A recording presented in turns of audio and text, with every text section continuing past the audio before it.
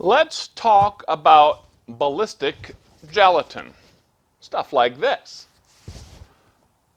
And let's begin by talking about what it's used for. This is going to become very important later on in this video. Well, the purpose of ballistic gelatin is to give us some index or some idea about how a rifle bullet, or more commonly a handgun bullet, will perform inside a target. And normally that target is a human being, and it's normally been used in military and police type of applications. And now is getting much more commonly used for home defense or personal defense situations. Well, let's go back now into time, and put this into a historical context. You know, not too long ago, well, it's been a while ago, I guess, 1930s, 1935, this book came out, the textbook of pistols and revolvers by Hatcher, Major Julian S. Hatcher. And then later on in the 1940s, after World War II, so that one was written before World War II. After World War II, this one came out, one of my favorite books really of all time, Hatcher's Notebook. And now Major Julian S. Hatcher was Major General Julian S. Hatcher, and at this point he was retired. Well, you know, reading especially the first book, it was very apparent that, number one, no ballistic gelatin even existed in those days. And what Hatcher and others were interested in was to determine how these different rifle and normally, particularly handgun bullets, would perform on the enemy.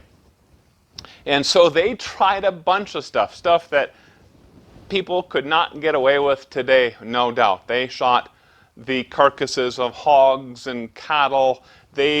Someone, he was relaying a story, did an experiment shooting live cattle and shot them X number of times and counted how many times it took to kill them. It was kind of some wild reading, and they also did some experimentation on cadavers with the approval of the families. Well, that's not going to happen today, and we don't even want to do something like that today. Not too long after all this type of stuff started going on, the field of forensic ballistics started to grow, and one of the things, of course, that field tackled was the understanding and simulation of how handgun bullets performed inside the human body. And one of the leaders in that field, at least in those days, was a person by the name of Fackler. And Fackler probably was the person who developed what we're calling today natural ballistic gelatin. Literally, Knox gelatin that was created in such a ratio to simulate soft tissue in the human body. And since that time, natural ballistic gelatin has become the standard, the norm for ballistic testing. More recently, clear ballistic, or I should say synthetic ballistic gel, has become far more common, far more popular, especially among the gun enthusiasts. And as synthetic ballistic gelatin became more popular, there were others. Most of those folks were in the field of forensic ballistics. A lot of those folks started coming out and saying, this stuff is just no good. And over the years, I have read a lot of the papers written by Fackler and lots of others in that discipline, the forensic ballistics. And clearly, some of the problems were purely turf issues. Hey, we've done it like this for decades, years and years, and now this new stuff comes out, it's no good. It just won't do. It's no good. Why is it no good? Well, it's not exactly the same as what we're using, therefore it's no good. Well, it wasn't quite that bad or that blatant, but there was obviously some turf issues with those arguments. So now let's return once again to this statement or this question of what is this stuff used for in the first place? What is the purpose of ballistic gelatin? Remember, it's to simulate a bullet entering and passing through soft tissue. That bullet could be a handgun bullet, which is most commonly used, or a rifle bullet. Now, with all this argument going on, one would think that there probably is something really wrong with synthetic ballistic gelatin. But you have to understand that natural ballistic gelatin has its faults or limitations also. The very first thing that you have to understand is all this gelatin is designed to simulate soft tissue. And if you look at the human body, and I've done some reading, got some papers on the different densities and a bunch of different measurements of different parts of the human body and averages and all this good stuff. The human body varies from head to toe. The ballistic gelatin is designed to represent or simulate soft tissue. So essentially, a good old gut shot. That's the soft tissue that it simulates. It does not simulate passing through bone, heavier muscles like the pectoralis muscles, the chest muscles. Doesn't simulate that. It simulates pretty nicely soft tissue. The other problem with natural ballistic gelatin is, number one, it has to be mixed correctly. Fackler put out the nice recipe, if you want to call it that, or the guideline, the protocol to correctly formulate ballistic gelatin. But if you don't follow that correctly, well, then tests from your ballistic gelatin will not be comparable to tests by maybe a forensic lab and their ballistic gelatin.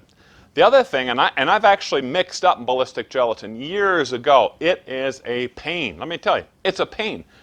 The other thing about that is that it's very, very temperature sensitive. If you put that ballistic gelatin out on a nice hot day and you don't shoot very quickly, it's going to become a pile of jello, I guess, in not too long. Well, not within minutes. But it doesn't take too long for that stuff to really start changing in its consistency. And that then is going to affect those results.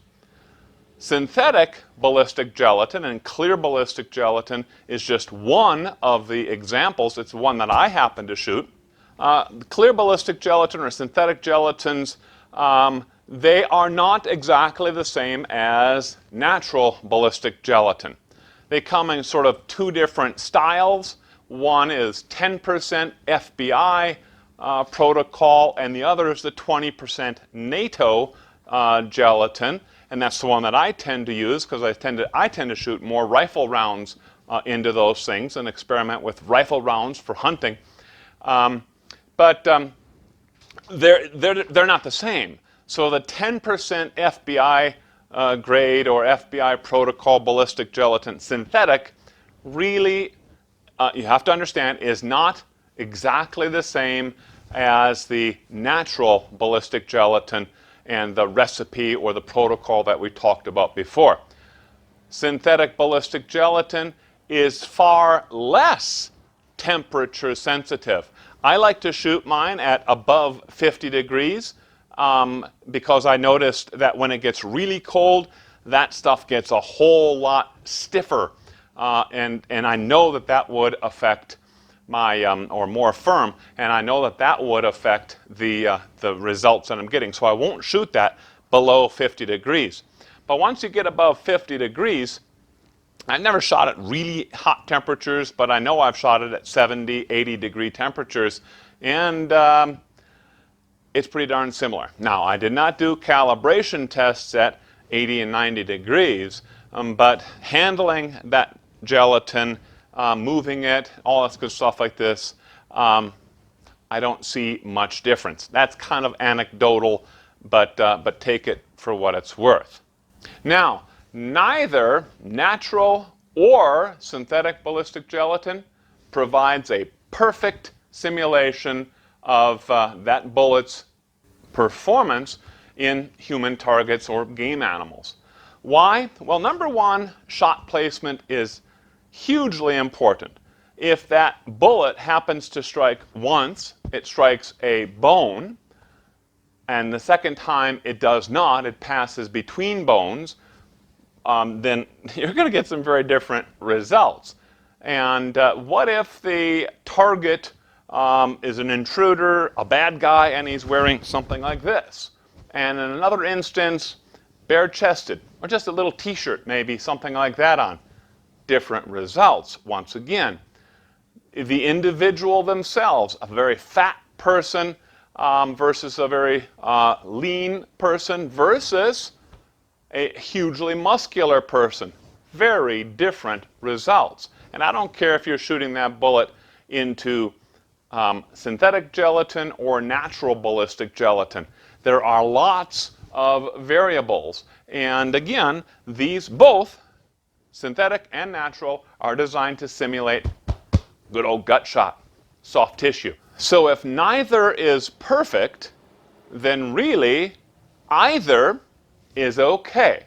What we have to be careful of is not to compare apples to oranges. What we want to do is we'll want to compare results from synthetic ballistic gelatin separately from the results of natural ballistic gelatin. That's a very important point that we should follow. And when we do that, it's absolutely fine to use either one.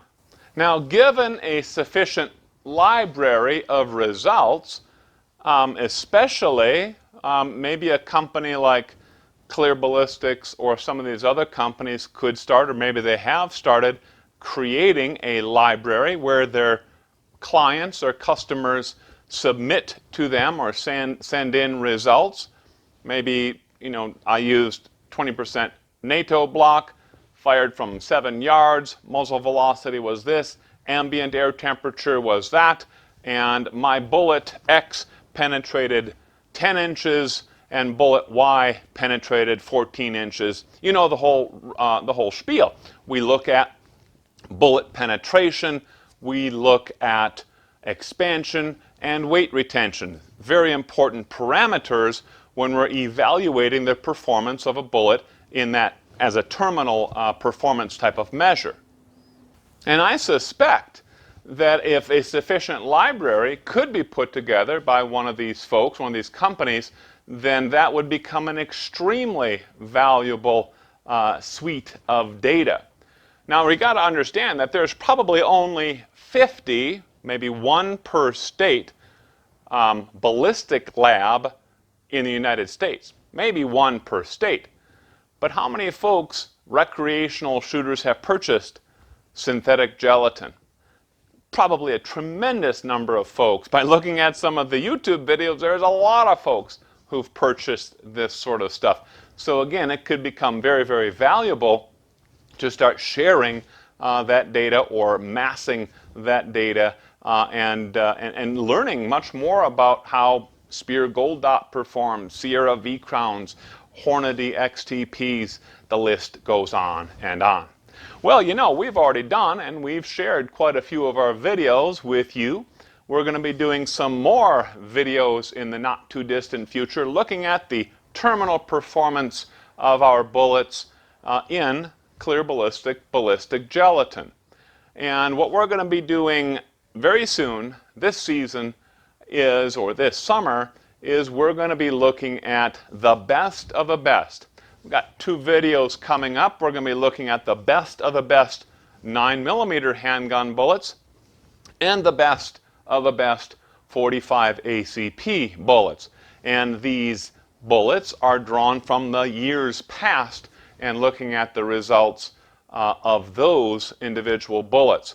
So you don't want to miss that. Really some cool stuff coming up, and thanks for watching.